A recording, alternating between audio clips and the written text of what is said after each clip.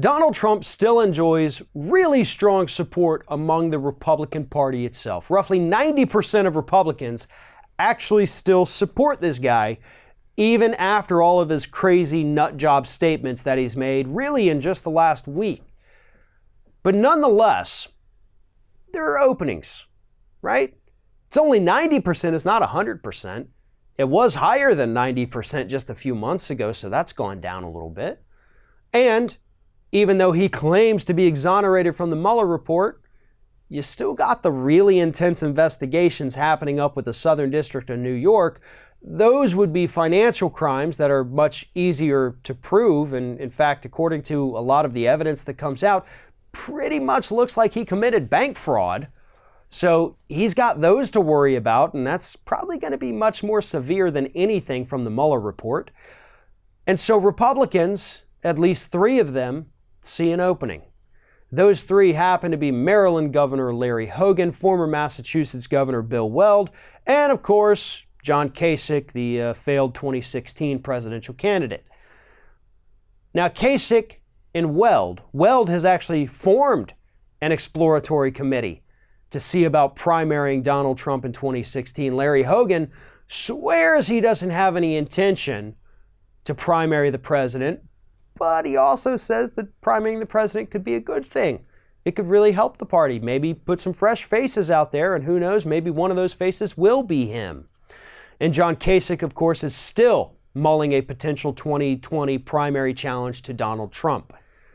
Now, those may not seem like a ton of people. It may not be hugely representative of what's happening within the Republican Party, but sitting presidents have been primaried in the past. And when they were, even though they won their primaries, they were so bloodied up from that they ended up losing their elections. A primaried president, historically, 100% of the time, has lost their election. That's kind of telling, right? But the biggest thing is that these Republicans who are considering running against Donald Trump, they're doing it because they understand that things may look decent right now for the president.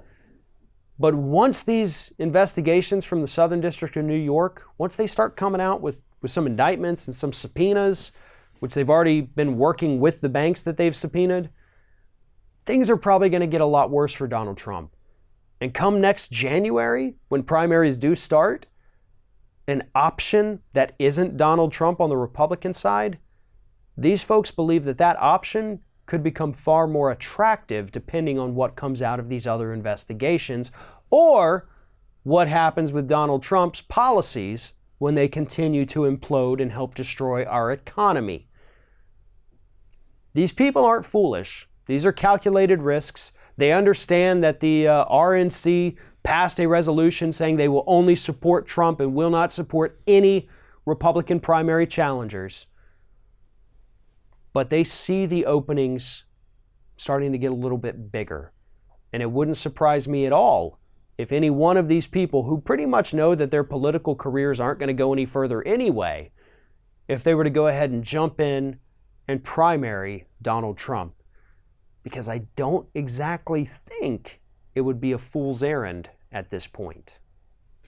Thanks for watching, everybody. And don't forget, if you like what you see here, like, comment, share, and subscribe to our channel. And now you can also become a member of Ring of Fire and get exclusive early access to certain Ring of Fire videos all throughout the week. Just click on the little join button right below the video.